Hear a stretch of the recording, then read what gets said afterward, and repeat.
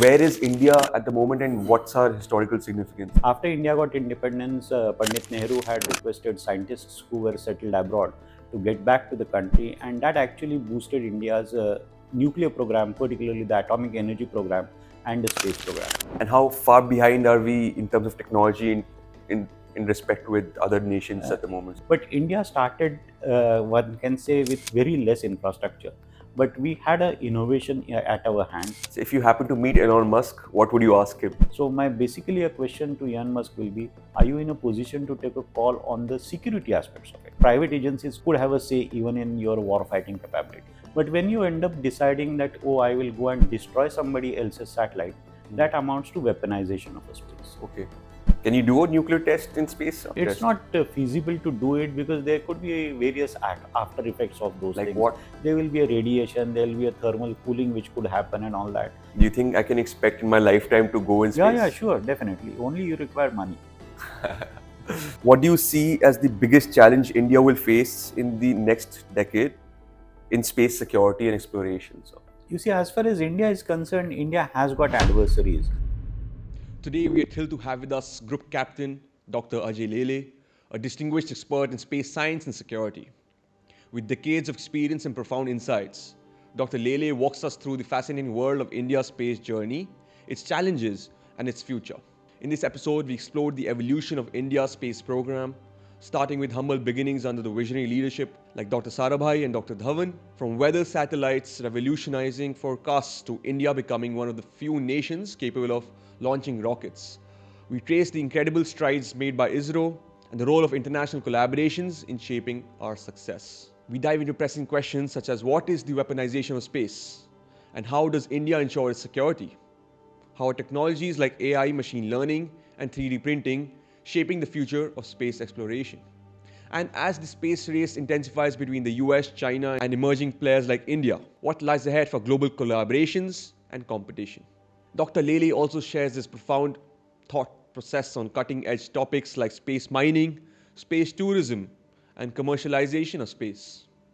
Plus, we also touch upon India's ambition plans for the next decades, mission to Venus, establishing a space station, and sending astronauts into the orbit. This conversation is packed with insights about science, innovation, and strategy, offering a comprehensive look at where India stands in the space race and what's next on the horizon. Join us for a truly out-of-this-world discussion with Group Captain Dr. Ajay Lele. Without further ado, let's get started.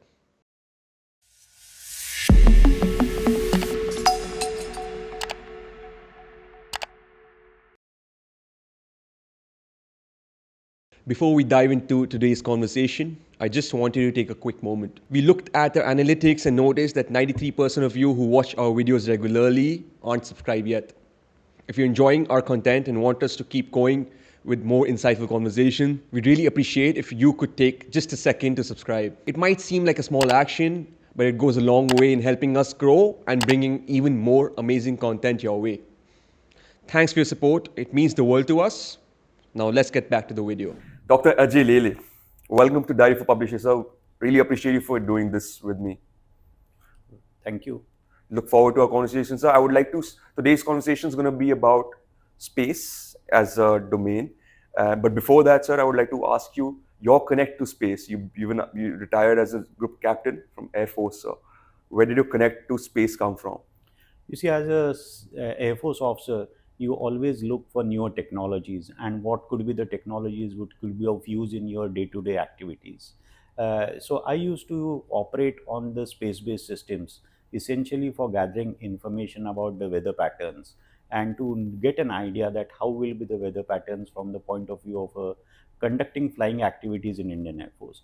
So my connect to space goes back where we had concentrated on getting various weather imageries from various foreign agencies for the purposes of utility in Air Force. So that actually brought me into the domain of a space because of some basic understanding was already there about how space systems operate for the purposes of communication and for the purposes of gathering information, that is the remote sensing satellite systems, basically to gather information about the weather systems and all that.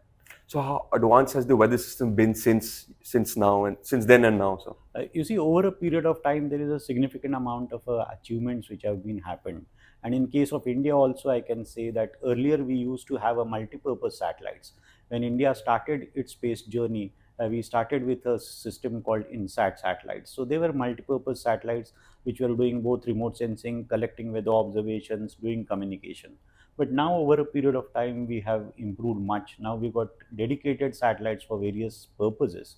So we got a satellite like Kalpana and all that, which came back almost 20 years back. Mhm. So now we have got dedicated weather satellites also for the purposes of gathering information.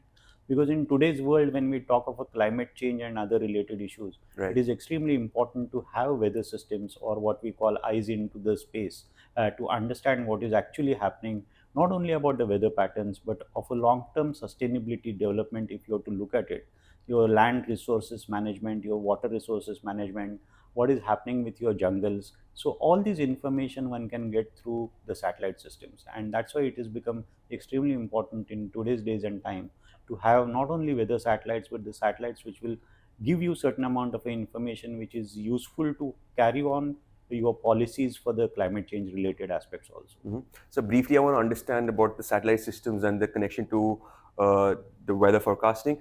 How's the accuracy level in today's time, sir? As far as today's times are concerned, today when we are talking, there are cyclonic storms which are approaching to the Orissa coast and all that. Yes. So we are getting tremendous amount of accurate weather information based on the satellite systems. That's why, if you remember, a couple of decades back, there used to be certain amount of deaths and destructions when cyclonic storms are approaching towards, say, your Orissa or Andhra coast. The But East in Coast. today's days in time, we can already get a forewarning, and we actually take a precaution to ensure that people are moved away from the coastal areas and all that. Mhm. So satellite systems have come in a very long way to give you indication, and your forecasting capabilities also have improved because of these things, because of a very accurate weather pictures which we are getting nowadays. And are we at par with the international standards? Definitely. Space is a domain which is not talked enough about, but the importance is vast, as we know. So space is something that keeps increasing in size. Where is India at the moment, and what's our historical significance? You see, as far as space is concerned, India started way back after the independence only. After India got independence, Pandit Nehru had requested scientists who were settled abroad to get back to the country, and that actually boosted India's nuclear program, particularly the atomic energy program and the space program. So you had scientists like Homi Bhabha, Mhm. Bhatnagar, then Vikram Sarabhai, who actually spearheaded India's development in the science and technology. Particularly, Dr. Vikram Sarabhai was instrumental in devising India's agenda for the space. Mhm. Actually, one can say that he gave the vision for India's space program and a direction to India's space program. In those days, India hardly had any infrastructure available with it. But Vikram Sarabhai understood that if we have to get into a domain of a space, we need to have certain amount of international collaborations. And geographically speaking, India is in a correct position, one can say, as far as undertaking developments and launches of the satellite systems are there. Because as you are closer to the equator, it becomes easier for you to launch a satellite system with more amount of weight. Mhm. So Sarabhai understood the importance of this. And in those days, US and some European countries were doing certain amount of experimentations into the Indian Ocean region. Mhm. So they wanted to launch sounding rockets, which is actually not a satellite but a sounding rocket, which gives you an indication about the atmospheric parameters and all that. So Vikram Sarabhai identified Thumba, which is in the part of Kerala, as an area where one can establish a sounding rocket launching system. Mhm. So he collaborated with those agencies. He offered them the possibility, and he offered them the facilities of Thumba to undertake space launches. In the bargain, we got advantage of learning few things into the domain of a space. So it was quid pro quo sort of a thing, where agencies like US, USSR, even European agencies from France and other countries helped India. They used India's launching pads also. At the same time, they helped India with the technology also. Mhm. So that's the way from scratch we started our journey. And how far behind are we in terms of technology in, in respect with other nations Uh, at the moment, sir? you see, as far as India is concerned, there are very few countries in the world who actually have mastered this technology, what we call as a rocket technology. So there are only 10 to 11 countries in the world which can launch satellites into the space by using their own rocket systems. Mhm. Otherwise, they depend on other countries, or now private agencies also come up in a Yeah. big way. Mhm. But India started, one can say, with very less infrastructure. But we had an innovation at our hands. We had good scientific brains like Vikram Sarabhai. Subsequently, it was Professor Satish Dhawan who took a lot amount of interest in developing India's space program almost for 2 decades of a time. And today, what we see ISRO is actually what the seeds which were born by Professor Sarabhai and Professor Satish Dhawan. Mhm. They were the people who were very forward thinking. They were the people who were educated abroad. They were the people who had certain amount of a connect with the scientific community abroad. So they were able to understand what is happening into the domain of a space. And subsequently, they decided a India specific space program. Since beginning, India had taken a call that they are not going to copy the other countries. So that's the reason when I was making a mention that India started with a multi-purpose satellite system, because in those days also every country will have a separate satellite for weather information, Mhm. separate for reconnancy or what we call remote sensing, a Mhm. separate satellite for communication. But India understood that we don't have that much amount of a financial wherewithal to do those things. So in one satellite system itself, India concentrated all these aspects, and then we developed our INSAT program. So Mm. that's a very unique program in the world where we have done all these types of activities. Another issue which I would like to make a mention over here is that Mhm. India's missile program began somewhere in early 1980s, but India's space program began much earlier. India became a space-faring nation in 1980 when Dr. Abdul Kalam, that time was a mission director, for India's first space launch by using our own rocket system. So India's missile program is entirely a different program, and India's space program is entirely a different program. But except India, all countries in the world, first they started with a missile program, and their space program became an offshoot of it. So India's program essentially started as a civilian program, but other countries in the world started space as a derivative of their missile program. Okay. I think that is one very important issue when today's world, when we are talking of a space security, weaponization space and all that, one must understand that India always has believed that space is for the peaceful purposes. Are they interlinked deeply as well? Yes, Space missile and program and space program, because basically when you talk of a missiles, it's a rocket technology. mm, And for satellite launching also, you require the same technology. So all countries in the world, because of the Second World War and subsequently Cold War period, so they made tremendous amount of investments into development of a missile technology. And subsequently, they decided that, okay, we can use the same technology for the purposes of a satellite right. launching. But India on its own decided that we will develop a space technology only, and many decades further, India started making investments into a missile program. So you spoke about weaponization of space and how the rest of the world made that the first agenda, then it became like a civilian project. But for us was opposite. So if you were to explain me what is weaponization of space in an easy way, what would that You be, see, sir? there are two ways of looking at these things. There are two terminologies. One is a militarization of a space, and other is a weaponization of a space. I will not say that other countries started using their satellite systems for the purposes of weaponization during 60s 70s period, Hmm. but there was a certain amount of understanding that satellite systems could be used for the militaristic purposes.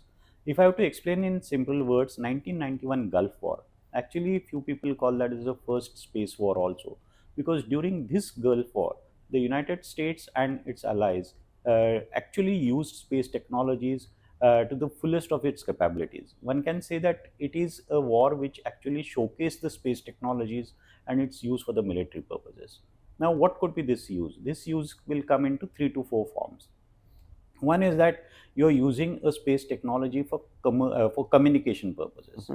As far as communication is concerned, satellite communication is a communication which is very difficult to disrupt, which is very difficult to jam. I'm not saying that it's impossible, but in those days, at least, there were challenges to go against. Hmm. So one can say that it was a secured communication system which was available for the United States at that point in time. Then United States, their DARPA, the equivalent of a DRDO in United States, had worked onto the systems called Global Positioning System. That is what we call a GPS system. So satellite navigation was very important as far as Gulf War is concerned. Then the third thing is that remote sensing, what we do is essentially you have got either remote sensing satellites, they are also known as the Earth observation satellites. So these satellites you use for the gathering information on the surface of the Earth. If today by the same satellite I can see what is happening about my jungle resources or Mhm. land resources, the same satellite system can tell me about the enemy concentrations also and all that. So there was a good amount of intelligence gathering which was done by using satellite systems. Mm. So these are the three issues where, for the purposes of a recurrency, for the purposes of a communication, for the purposes of a navigation, you have used these technologies for the military purposes. Mm. Other technologies which were used were the technologies like military satellites for the weather purposes also were used, because in those days, if you recollect, there were issues of sandstorms and dust storms into the Middle East region where a war was happening. Then you got satellite systems which could be used for other intelligence gathering purposes called electronic intelligence, communication intelligence, and all that. So you got a separate satellite systems meant for that. But theoretically speaking, usage of a satellite for all these purposes was not harming anybody's interest, Mhm. was not going against or destroying somebody else's satellite systems. So we call that as a militarization of a space, and it is not against any sort of a known norms or a rule based mechanism. But when you end up deciding that, oh, I will go and destroy somebody else's satellite, Mm. that amounts to weaponization of a space. Okay. So the idea of a weaponization of a space took root when in the year 2007 China conducted an anti-satellite test. They gave an indication to rest of the world that yes, we have got a technology where we, if need be, we will destroy our adversary's satellite. Then the debate on weaponization of a space has picked up since then. Mhm. Mhm.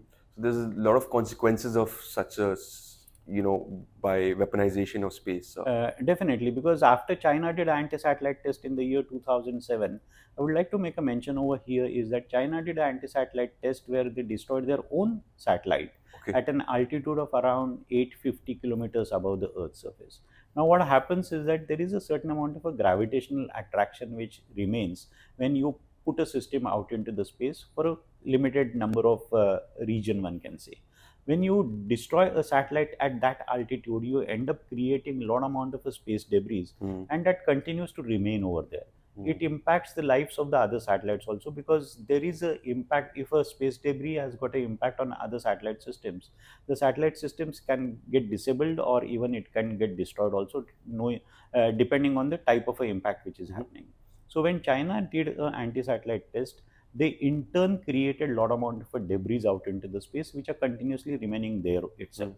So their anti-satellite test was more harmful from the point of view of the health of the satellites of other countries, Oh. including their own satellite Mhm. systems, because a debris will not understand which is a Chinese satellite or an Yeah. Indian satellite. Yeah. So debris will hit that satellite also. So that's sort of a danger which China has created. But subsequently in the year 2008, the United States also did an anti-satellite test, but they did at a very lower altitude at around 250 kilometers above the Earth's surface or Mhm. close to that. That allowed, because of the gravitational pull, to allow the debris to sink down and enter the Earth's atmosphere. I would like to make a mention over here, just for the sake of simplicity, of a sad incidence of death of Kalpana Chawla. Because you see, when your spacecraft tries to enter the Earth's atmosphere, Mm. the temperatures are to the tune of around 2000 to 3000 degrees Celsius. So, with such high temperatures, if your thermal shield is not working correctly, then the aircraft gets melted off. In Kalpana Chawla's case, the spacecraft got melted because of the problems with the thermal shield. Mm. So, now if I have to use the same analogy to give you an idea, that when the space debris starts coming down owing to the gravitational pull, as they enter the Earth's atmosphere, they get melted off and they get destroyed. So when you create a space debris at an altitude, say around 250 to 300 kilometers, nothing untowards happens. You don't add to the debris which Mm. are existing already into the space. So US did a test like that. India also in the year 2019 did an anti-satellite test, and the same technology was used, or the same, I can say, method was used, where we did a engagement of a satellite at an altitude of around 280 to 290 kilometers. So hardly any debris remained into the atmosphere, and whatever India did, the debris had come down and it has got melted away. So India and US did US. an anti-satellite test to give an indication to their adversaries that yes, this type of a system, this type Even of a we have. technology is available with us also. Hmm. In a sense, it is a deterrence mechanism. Okay. But at the same time, you are not added to the debris. Just 2 years back, in Mhm. the year 2021, Russia did an anti-satellite test. Unfortunately, they did a test also at an altitude of 500 kilometers. So all the debris continues to remain over there. Because of this weaponization, I'm sure there's some treaties created by the larger bodies such as the United Nations. There's the Outer Space Treaty of 1967, sir. Yeah. You want to talk about it a little? You see, as far as outer space treaty is concerned, it never came into existence for the purposes of a space alone. The idea in those days was that people were planning to conduct nuclear tests into the space, Hmm. just to the way we do a underground test, like Underground. our Pokhran test was an underground test. In a similar types, can you do a nuclear test into the space also? So the countries all over the world understood that there will be a very major fallout if somebody conducts a test like this. So to ban the testing of a weapons of mass destruction into a space, the Outer Space Treaty came into being. Now, Okay. more than 50 years have passed as far as this treaty mechanism is concerned. There are almost all countries, barring few, are members of Outer Space Treaty, and that treaty mechanism is working out very perfectly. It has got various other clauses also which have direct or indirect linkages with the activities into the domain of a space. So even today, that is the best treaty mechanism which is available and which is acceptable to many countries in the world. Can you do a nuclear test in space, sir? No, you can't do it because outer space treaty bans doing that. No, no. Other than the treaty, is it feasible to do No, a it's test? not feasible to do it because there could be various after effects of those Like things. what? There will be a radiation, there will be a thermal cooling which could happen and all that. So it depends on at what altitude you do those tests, whether you are doing it in tropics or extra tropics and all that. Then there are concepts like a nuclear winter and all that. So nobody wants to follow that particular. Nuclear winter in space. Yeah, because of the because of doing testing of a nuclear weapons, there Mhm. could be a significant drop into the temperatures. Then today, even a normal pollutant in places like Delhi is impacting your health. Hmm. Imagine there will be a lot amount of radiation which is there out into the space and which is slowly coming down and all that. There could be So they smoke between the exactly. So sun and. there will be huge amount of impact. That's why nobody has even thought of doing those types of things. Any other treaties, any other policies that There the are world should various have? other policies also. There's a policy called liability convention. You see, what happens is that suppose today my astronaut is going to the space, and while coming down because of certain amount of malfunction into the system, if that particular craft goes and lands into some other country, then that other country should not consider that astronaut as a prisoner of a war. Okay. So those types of things are also there. Mhm. That is basically the astronaut convention. As far as liability is concerned, suppose today I launch a satellite and that satellite falls into the other country or in the region which is not my own region, then if there is a damage, I'm supposed to give that damage. Then there is a treaty of a moon treaty also. So there are certain treaty conventions which are there and they're working perfectly all right for many years now. So if you were to create a policy and a framework in the 21st century, what kind of policies would you add in the space You see, treaties? as far as space is concerned in the 21st century, the commercial aspect of a space is becoming very prominent. Hmm. As you know that Elon Musk SpaceX is doing a very wonderful job. True. Recently, they have achieved something which was never thought of, that they have allowed one stage of a rocket to Hmm. get back to the surface of the earth, and by using their own clamps, they have actually arrested that. So they are doing a very wonderful job. At the same time, one must understand that there is huge amount of investment which is not only happening in US, even countries like India. We have come out with a startup infrastructure, and various startups in India in the domain of a space are doing a very good job. There is a lot amount of a technology development innovation which is happening into a startup sector also.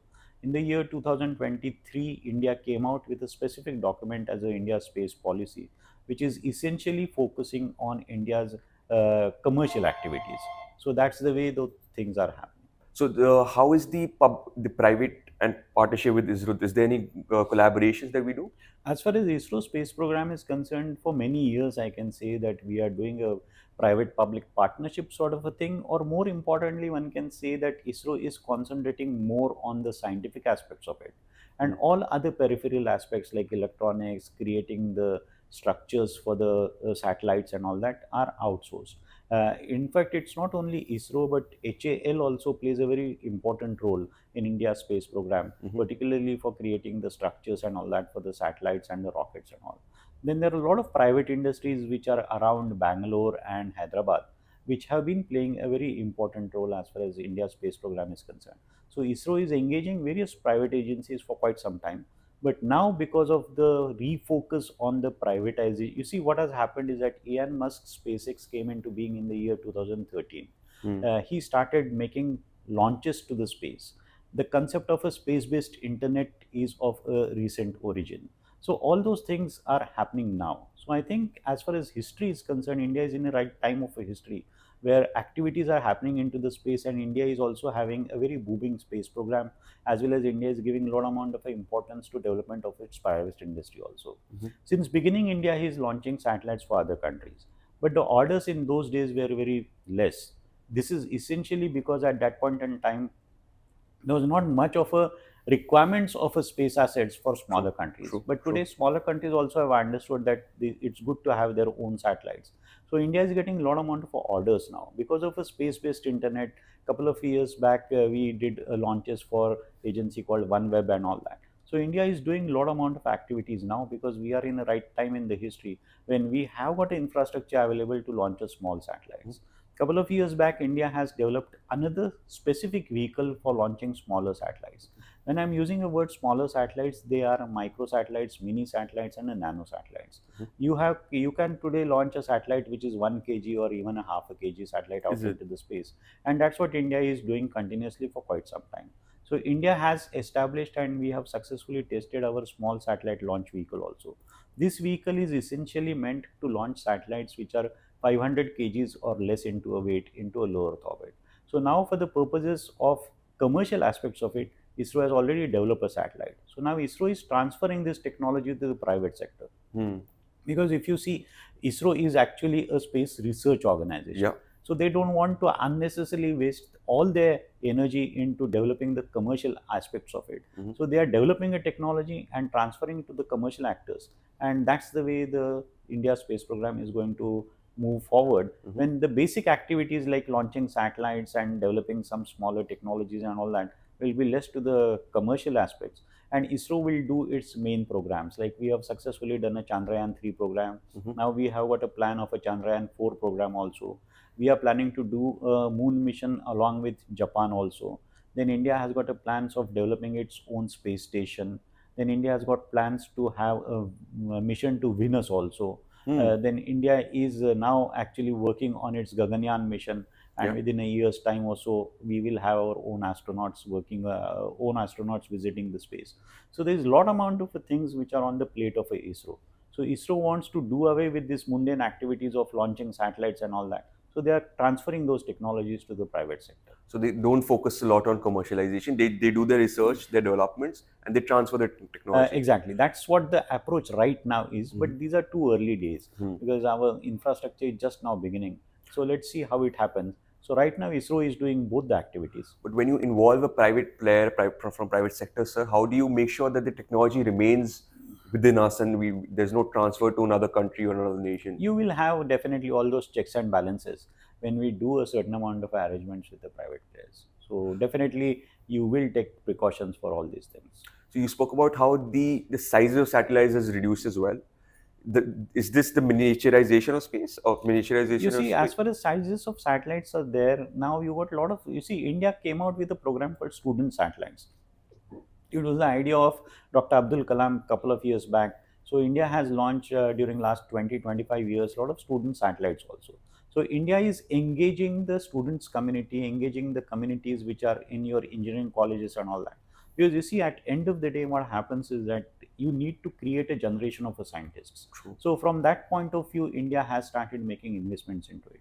And the miniaturization of a satellites and all that, it costs less. It are there for a particular purposes. The lifetime also of a satellite can be hardly 6 months or 2 years or 3 years. That's the way it started. But now people have understood that there is a concept of a swarm satellites also. You must have heard about swarm drones. Hmm. That means you can launch hundreds of satellites out into the space. So even if some goes unserviceable, they are interacting with each other and they can do multiple types of jobs also. So today now satellites have been sent for specific purposes. So even for atmospheric parameters also, suppose you want to understand, say, the activities or the presence of a sulfur in the atmosphere. I'm just quoting a mundane example. Sulfur in the atmosphere, you can have a separate satellite. So that's the way you are doing that. Got it. So commercialization is one aspect of it, and the utility based satellite launching systems is the other aspect of it, where smaller satellites are coming into being. And you see now all over the world, because of a nanotechnology, there is tremendous amount of a saving as far as satellite systems are concerned also.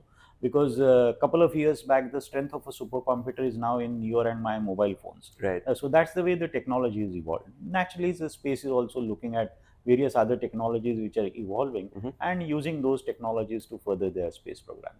Because sending something out into the space is a very costly affair. I'm So sure. under those circumstances, if you can reduce the weight, then definitely it's what you can say a win-win situation, Becomes more efficient as more well. efficient. So you mentioned the importance of budding scientists and thinkers for research and development in India, which is a little lacking at the moment. But if you were to give a message to someone, what kind of traits does a scientist, a budding scientist, should have and portray in their learning skills and becoming where you think India should be in the map? You see, as far as India is concerned, I think India is aware of these things. And couple of years back, ISRO has established a agency, something which is like IIT into Trivandrum, where they actually train scientists into space sciences. So people who appear for IIT exams also go through the similar pattern of exams for entering that. And most of the induction in ISRO is happening through that educational organization which they have already established. I exactly don't remember the date, but a couple of decades back they have established that organization. So we are already thinking on those lines. You see, India started developing satellite technologies for specific purposes. But all of a sudden, people say that India shifted towards moon, Mars missions, and all that. By year 2008, we launched our first mission to moon. By 2013-14, we launched our mission to Mars. Again, a very successful mission. All those things also have been thought of, that India now wanted to invest more into the space science also. Just few years back, we have launched a satellite called Aditya L1, which is again a satellite which is studying the sun's atmosphere. So we are making a tremendous amount of efforts and investments. Couple of years back, we launched a satellite called Astro Satellites, again trying to understand the universe. So something like the Space Webb Telescope or Hubble Telescope and all that. So India's satellite was also trying to look at the universe. So over a period of time, India understood that if you have to retain your scientific community, you got to give them certain amount of challenges. So you just can't tell them that you come to the office and do A, B, C, D, which becomes over a period of time a very repetitive process. So there are scientific challenges which ISRO thought to give its own scientists to retain the not to allow a brain drain to happen, Right. retain the brain also, and that has really worked significantly. And today, India's Astrosat and other data is being very recognized globally, and a lot of people are working on those data. Right. Does ISRO collaborate with a lot of international players such as the NASA? Sir? Yeah, ISRO is collaborating with a lot of international players. We have got a healthy collaboration with NASA. We are planning to launch a satellite. It has got slightly delayed, got a synthetic aperture radar satellite along with NASA. It should happen in few months' time. We have got a very good collaboration with France. We have launched satellites called Saral, and there was a satellite called Megatropics, which was launched along with the idea was to study Indian monsoon patterns and all that. Okay. So we have got very great collaboration with countries like France, particularly for launching heavy satellites into the space, into a geostationary orbit. India is depending on an agency, which is a French agency called Arianespace, to launch the satellites. So India has got good amount of collaboration with not only with European countries, with Japan and other countries also. We have got good collaboration with Russia too. So if you see globally, India has got a collaboration with various countries. Then Right. you see when you launch a satellite, you require a certain amount of a ground installation to trace the satellite. So you require to have your own satellite receiving stations also on the ground. So India has got developed some stations even in places like Antarctica and few other countries also. So India has got a very good connect internationally, one can say. Good to hear that, sir. Sir, we are living in a very exciting times. We see a lot of technological advancement in every domain possible. I'm sure space has a lot of new tech coming in as well. Uh, Number one, I feel would be like you said, Elon Musk recently did a reusable rocket and a launcher. What other technologies are You see, coming as in? far as space is concerned, 3D printing is coming in a big way into the space. Today, people can actually print a part of an international space station by sitting in an international space station by using a 3D printer. Wow. So there are a lot amount of activities which are happening. One India's startup is also used 3D printing technology to create a cryogenic engine. So this is one area, because you see 3D printing allows you a lot amount of a cost saving and weight saving. So people are looking at this technology. Other technology which is both boon and a bane as far as space is concerned is a cyber technology, because today there is a threat to the satellites by using a cyber means also. Particularly the satellites which one can say legacy satellites, because some of the satellites are launched almost 10-15 years back. That time you were not much aware of these types of challenges. So now people have understood those challenges also, and now you are trying to take a proactive mechanism to ensure that the cyber attacks will be throttled if Mhm. somebody is trying to do it. But these are interesting times. The technologies are both used by the people to make life good for, as far Easy. as humans are concerned, but there are few people who are using these technologies for other purposes too. Right. So what are your thoughts on space mining, sir? Is that possibility in 21st century? You see, space mining is a very current issue, one can say. Recently, China's Chang'e 6 mission has done certain amount of a mining on the surface of the moon. When I'm using a certain amount of a mining, it's hardly some 1.5 kg of a moon dust or something which they Hmm. have bought back. Hmm. But these are early times. But why people are looking at moon and Mars and other planetary systems is essentially because now there is a dearth of resources, the rare earth elements on the surface of the Earth, and these resources are available on other planets. So a day may come when space mining will become a reality, where people will bring back the systems as Hmm. the substances from other planets for using it, because your entire semiconductor industry depends on various rare earth materials, various minerals, and all that. True. If those are not available over here, the issue is that can we get back from the other planets? The issue over here is two pronged.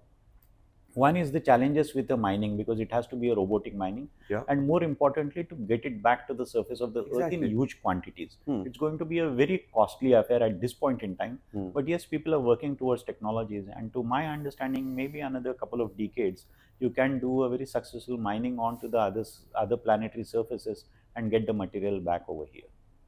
So you spoke about chips and semiconductors. Is there any significance of semiconductors in the space technology? You see, your space technology is actually depending on semiconductors hugely, Okay. because your rocket technologies, your satellite sensors development, and all that, semiconductors are part and parcel of that. So Hmm. there is a tremendous There's amount always of a that. dependence. In any technology, semiconductor would Yes, be heavily exactly. involved. So we must also talk about artificial intelligence and machine learning. We're in the phase where uh, AI is able to teach themselves and find better solutions for us humans. What kind of solutions should AI focus on through us in order to be more advanced in space tech? You see, as far as space is concerned, today there are various new ideas which are coming up. Like I was making a mention about a space debris. Hmm. Now, there are a lot amount of a space debris, not only because of anti-satellite tests, but because of the natural reasons also. Because when you launch a rocket, Hmm. the last portion of the rocket remains into the space. When Mhm. the satellite becomes unserviceable, it remains into the space. So it ends up becoming a debris.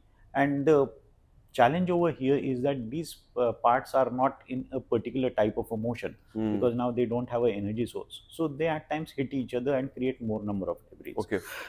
So there is a requirement of ensuring that space becomes debris less. So for that purpose there are a lot of technologies which are getting developed, where AI, machine learning, and other things which have been there. Mhm. Then the other ideas which are there is on orbit servicing.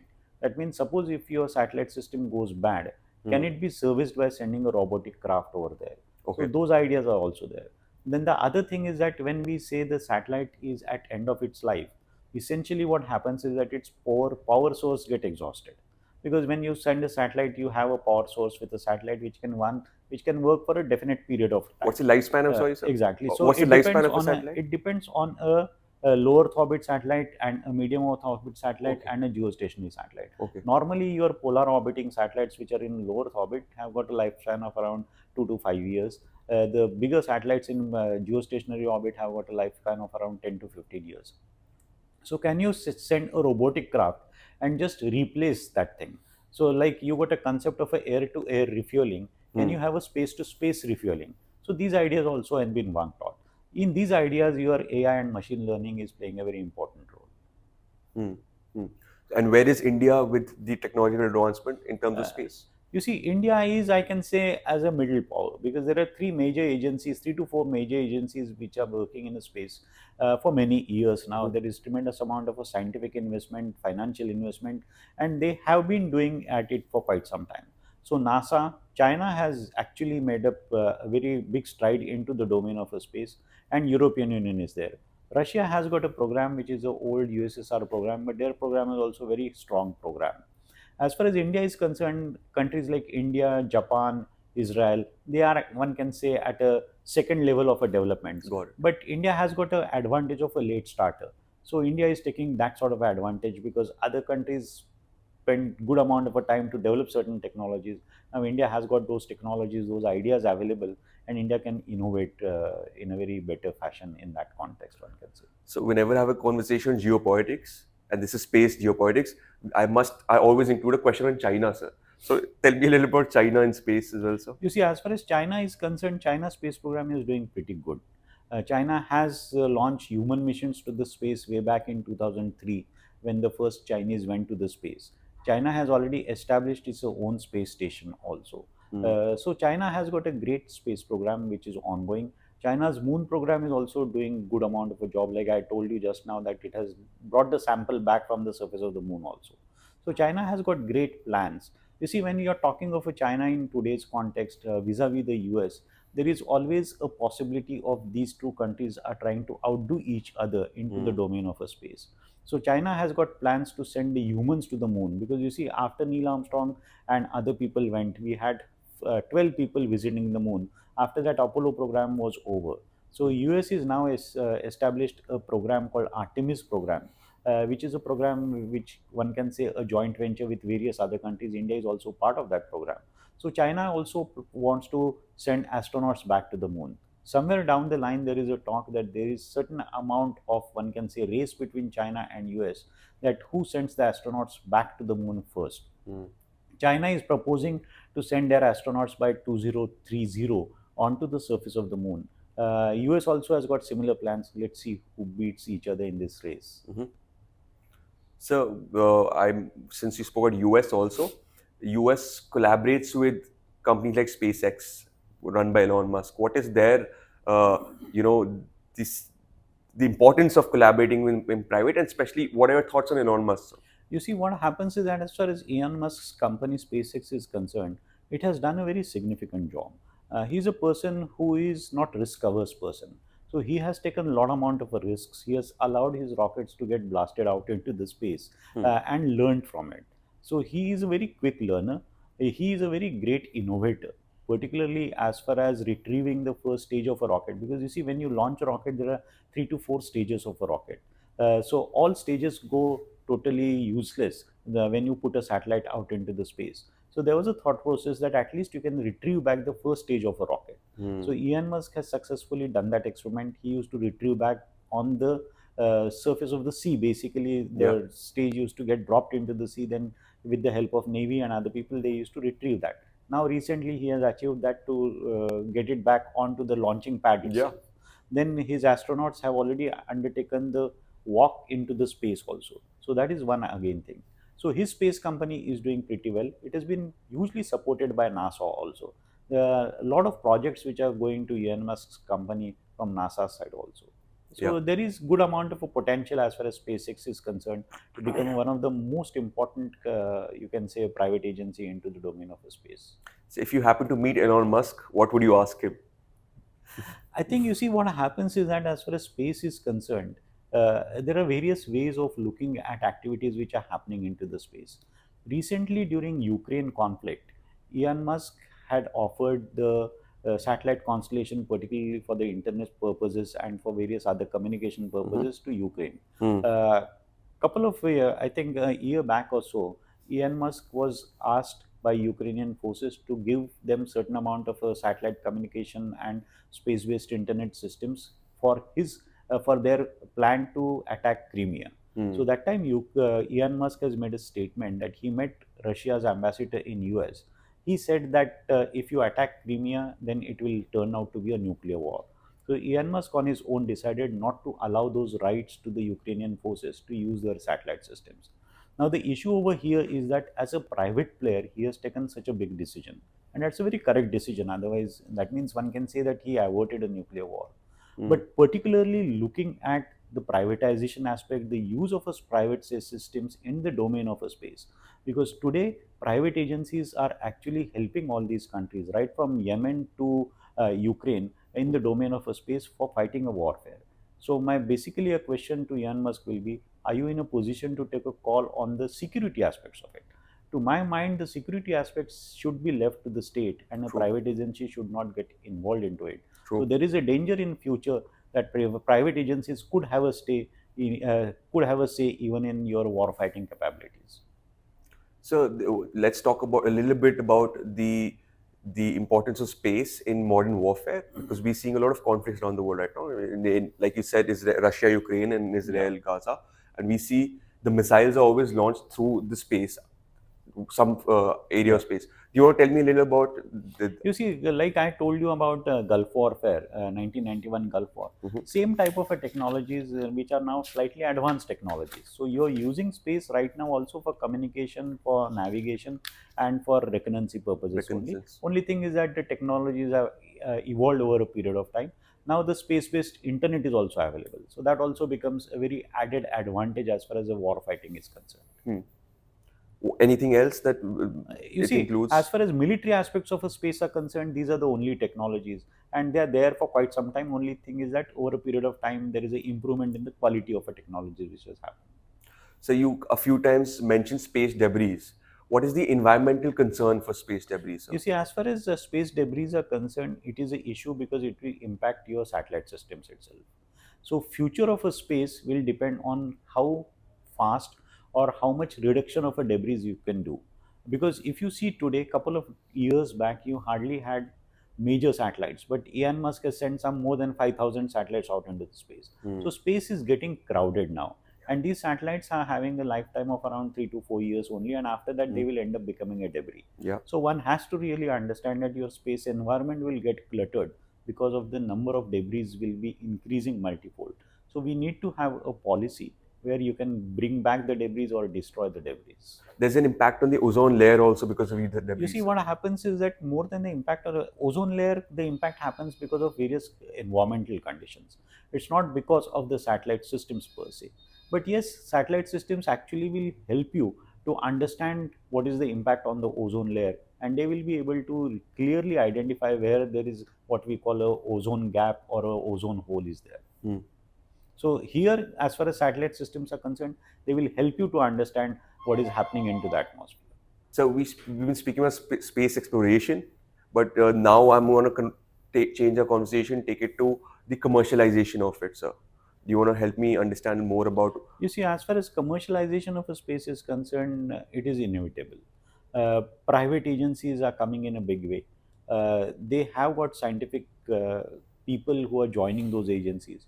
If I have to talk about India's infrastructure itself, Mhm. Indian state is helping actually the commercialization of a space in a big way. Now, this commercialization is happening into these all areas. People are developing their own launching systems, people are developing their own satellite systems, but I think even today there is a good amount of a possibility, good amount of a business is in the data, Okay. because the data which is picked up from the space satellites has got tremendous amount of a utility for various purposes. So data is one area where people are concentrating, Hmm. launching systems is another area where people are concentrating, providing communication systems to is another area, because you see space allows you audio visual all sorts of communication True. systems which are True. available. GPS is also coming in a big way. For a couple of years back you only had a GPS systems and a system of Russia called GLONASS, but now China has got one of the best systems. Of course, India you don't have that sort of a facility to use that system, Right. but there is a system called Baidu, which is doing a very great job as far as global GPS systems are concerned. India has got its own GPS architecture, which is a regional system called Navik. So these are the areas where it is happening. Other areas where people are now looking at it is development of a sensor systems, development of various other areas. Then there are concepts like a space-based solar power. Hmm. Because today, when you got a concept of a solar power on surface of the earth, because of say day and night you will not have the sun's rays available, because of the monsoon season, and if the skies are not clear, you will not have those things. So there are certain amount of limitations. But if you can put satellites also out into the space and have some sort of a system which is available, where you can get that energy back to the surface of the earth for the using purposes, it's a doable thing. People have already made investments into it. Scientists have proven that this technology is workable. Only thing is that cost factor is limiting that. So there are various areas where a private space agency also can make their investments, and that's the way the progress is happening right now. So what about space tourism? You see, space tourism started in a big way. You have got Richard Branson's company, Virgin, and you got Blue Origin also, which Yeah. has done. So these companies, they have taken the people to say around 1,000 kilometer, 100 kilometers above the Earth's surface, just to give them for 5 minutes of a zero gravity sort of a feeling. So it's also booming up. Let's see, because it's too early to make a comment on this, because these are the only two companies which are doing it. As far as Elon Musk is concerned, he is taking the people directly to the International Space Station, which is around 400 kilometers above the Earth's surface. So he is doing pretty good as far as those things are concerned. But from a private player's point of view, Virgin and Blue Origin are path breakers, one can say, and their program is also developing. So I think time will come when space tourism also will become a reality. Do you think I can expect in my lifetime to go in Yeah, space? yeah, sure, definitely. Only you require money. Right. That's true. That's true. We need to earn a lot of money for that. So, Yeah. so one question that comes to my mind when I think about space is it is so vast. Do you think there's a spiritual aspect to space as well, sir? You see, now it depends on how you look at it. There are people who feel that there is a certain amount of a spiritual aspect to it, but I don't think so that I'm in a position to make any sort of a comment about the spirituality of it. I look at space as a science. As a Yeah. science. Got it. Got it.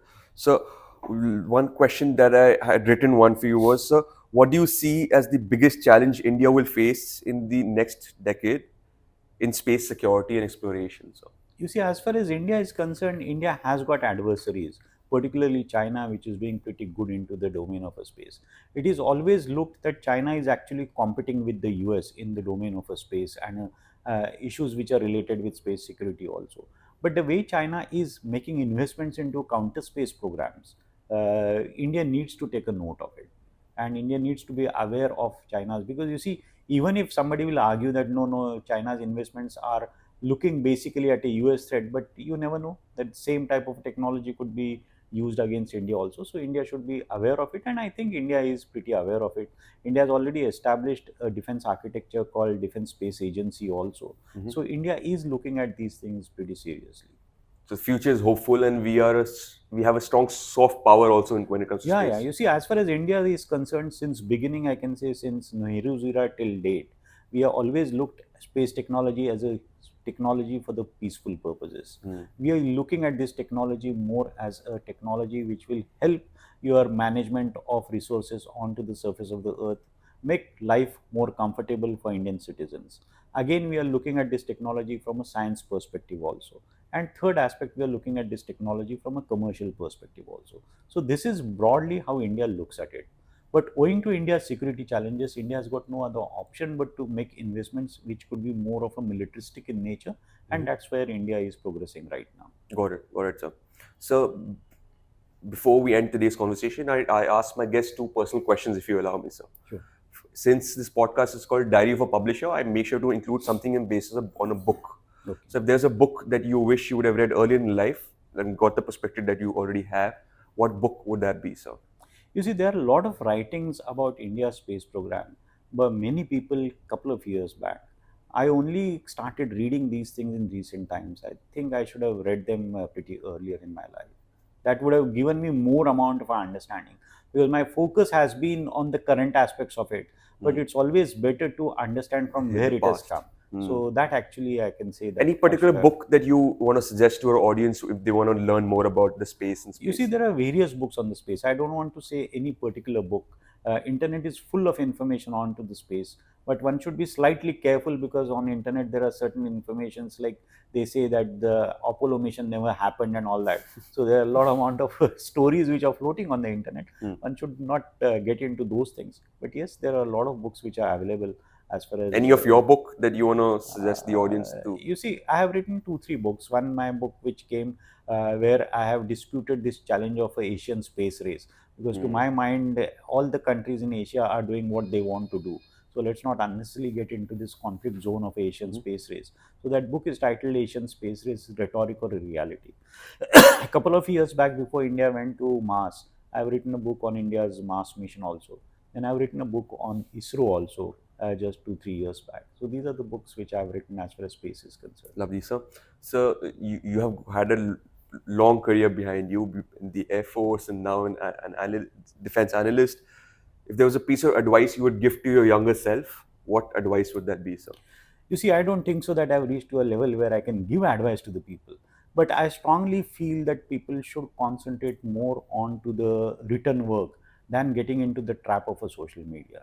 I think that actually distracts the attention of a younger people today, and they don't get into the details of the issues which are there and concentrate more on information which is actually challengeable, which comes onto the social media. And that's one reason what you were asking me earlier, I keep away from WhatsApp and other sort of social media platforms. You, that I was going to get to. So you are not on any social media nor WhatsApp. How is life without WhatsApp and No, other social I media? really don't know, because I never went on to the WhatsApps so to decide that how is life without WhatsApp. But I feel that on the internet, if you are intelligent enough to find what you want, you get all the information. True. So what actually you should do is that you should find what you want. You should not get carried away but what others are sending it to Feeding you. you. Wow, sir. Been a lovely conversation with you. So Thank much you so much. insights that I got from it, and I'm sure the audience took a lot of insights as well. So Thank you. We at TOAP are working really hard to take this podcast to the next level. Our guests are going to get even better, our production quality is going to get even better, and hopefully, I'm going to get even better too. Most importantly, we are committed to being consistent and continue to do what we love the most. Until then, keep reimagining yourself and know that the power of change lies within you. Jai Hind.